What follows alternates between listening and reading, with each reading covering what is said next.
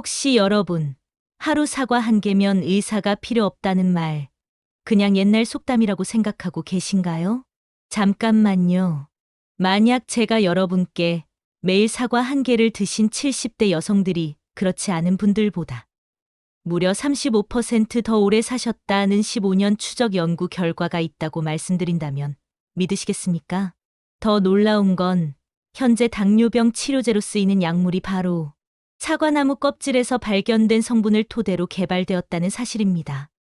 우리가 흔히 먹는 이 빨간 과일이 사실은 약국에서 파는 약보다 더 강력한 건강지킴이였던 거죠. 오늘 이 영상을 끝까지 보시면 여러분도 왜 사과가 50대 이후 생명을 연장하는 필수 식품인지 명확하게 아시게 될 겁니다. 특히 고혈압, 당뇨, 기억력 때문에 고민이신 분들께는 정말 중요한 정보가 될 거예요. 하지만 주의하셔야 할 게 있어요. 약을 드시는 분들은 사과를 잘못 먹으면 오히려 위험할 수 있습니다. 이것도 꼭 알려드릴게요. 먼저 정말 충격적인 연구 결과부터 말씀드리겠습니다. 호주에서 70세 이상 여성 1,456명을 15년 동안 추적 관찰한 연구가 있어요. 결과가 어땠을까요? 하루에 사과 한 개 정도, 그러니까 100g 이상을 매일 드신 분들이 거의 안 드신 분들에 비해 사망률이 35%나 낮았습니다. 35%라는 숫자가 얼마나 큰지 아시나요? 이건 웬만한 약보다 효과가 좋다는 겁니다. 더 놀라운 건 암 사망률이에요. 사과 섭취량이 늘어날수록 암으로 인한 사망 위험이 계속 줄어들었어요. 그런데 여기서 정말 중요한 발견이 있었어요. 연구진이 사과의 효과를 비타민C, 식이섬유, 칼륨, 마그네슘 같은 개별 영양소로 설명하려고 했는데요. 이 모든 영양소를 통계적으로 제거하고 분석해도 사과의 효과는 거의 그대로 유지되었어요. 이게 무슨 뜻이냐면 사과의 힘은 특정 비타민 하나 때문이 아니라는 겁니다. 사과 안에 있는 수백 가지 성분들이 서로 협력해서 만들어내는 시너지 효과라는 거죠. 그래서 영양제로 비타민만 따로 챙기는 것보다 사과를 통째로 드시는 게 훨씬 효과적이라는 겁니다. 여러분, 요즘 건강 때문에 영양제를 몇 알씩 드시고 계세요? 혹시 사과는 소홀히 하고 계시진 않으세요? 이제 정말 놀라운 이야기를 해드릴게요. 당뇨병으로 고생하시는 분들 많으시죠? 혈당 조절 때문에 약을 드시는 분들도 계실 거예요. 1835년 과학자들이 사과나무 껍질에서 플로리진이라는 물질을 발견했어요. 이 플로리진이 뭘 하냐면 우리 몸에서 포도당이 흡수되는 걸 막아줍니다. 장에서 포도당 흡수를 차단하고 신장을 통해 포도당을 소변으로 배출시켜요. 그런데 놀라운 건 현재 병원에서 처방하는 당뇨약 중에 SGLT 억제제라는 게 있는데요. 이 약이 바로 사과의 플로리진을 원형으로 해서 만들어진 겁니다. 쉽게 말하면 사과가 당뇨약의 원조인 셈이에요. 제가 아는 한 분 이야기를 해드릴게요. 65세 박 씨인데요. 당뇨 전 단계 판정을 받으셨어요.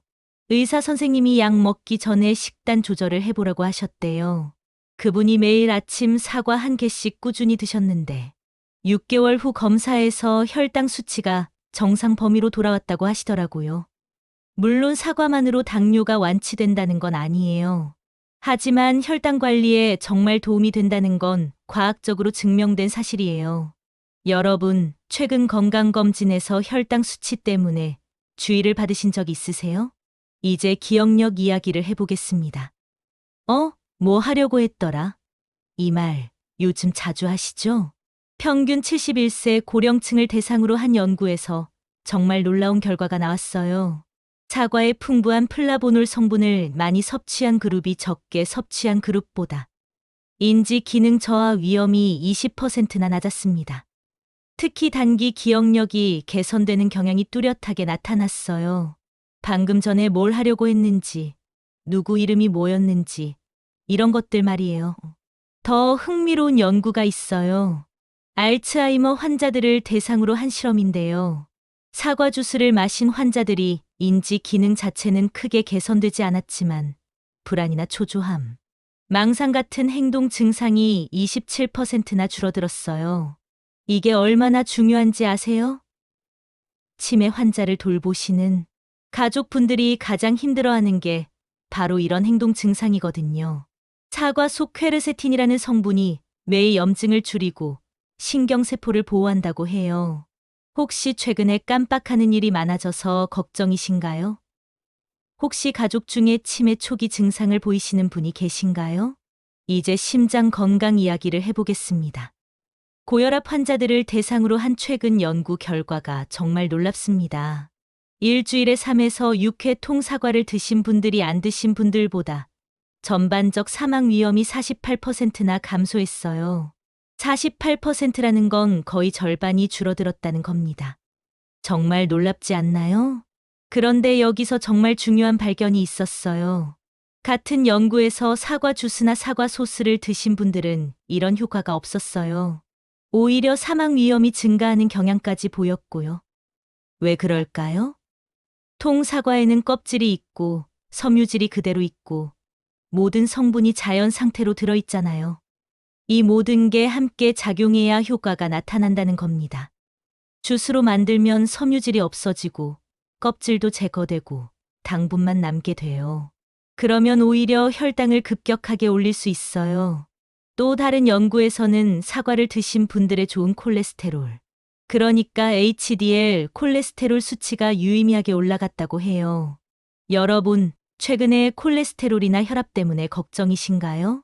이제 장 건강 이야기를 해볼게요. 나이가 들면 변비 때문에 고생하시는 분들 정말 많으시죠?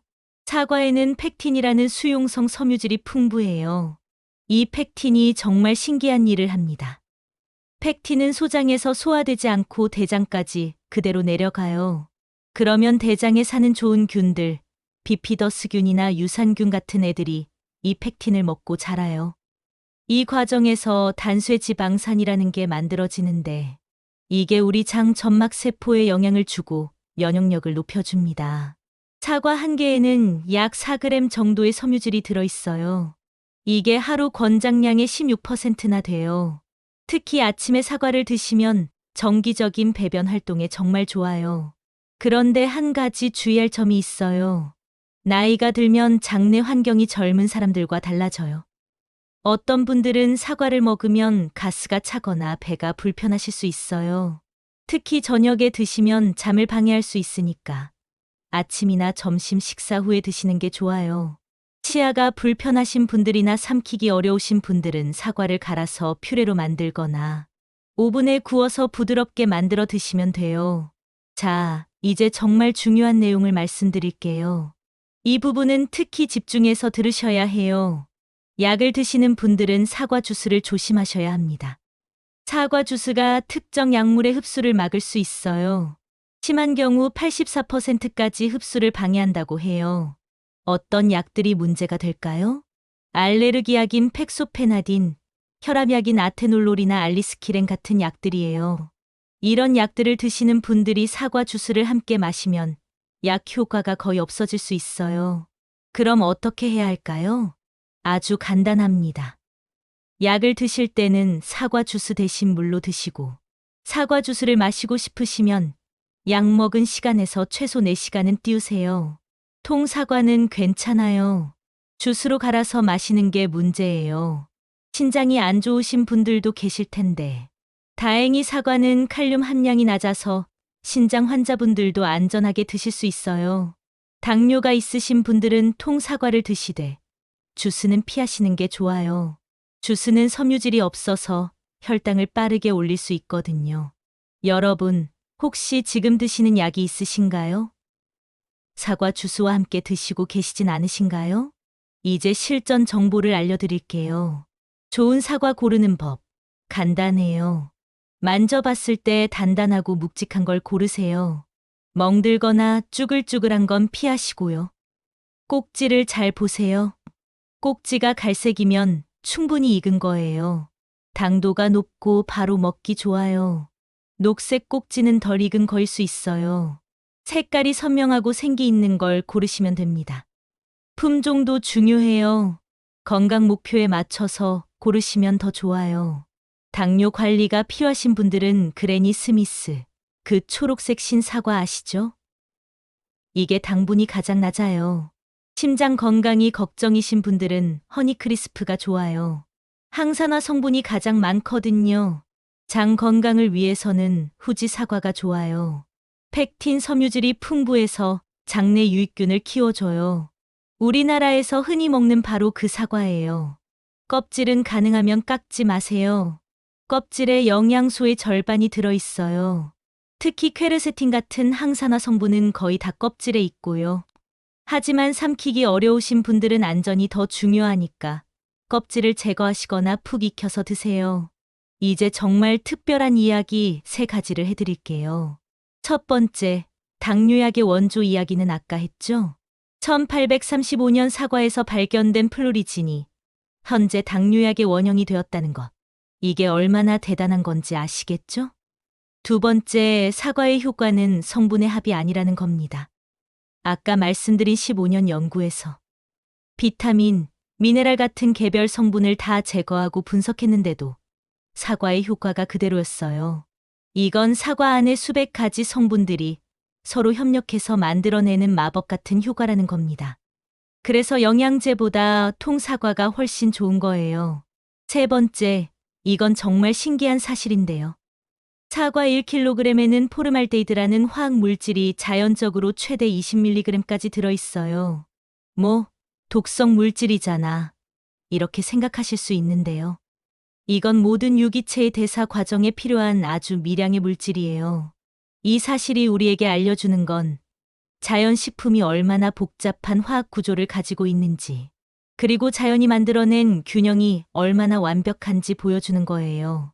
여러분, 오늘 이야기 어떠셨나요? 사과가 단순한 과일이 아니라는 걸 이제 확실히 아시겠죠? 15년 추적 연구에서 사망률 35% 감소, 당뇨약의 원조, 기억력 개선, 심장 건강, 장 건강까지. 정말 우리 몸 전체를 돌봐주는 완전 식품이에요. 하루 사과 1개면 의사가 필요 없다는 옛말이 과학적으로 증명된 거죠. 하지만 기억하세요.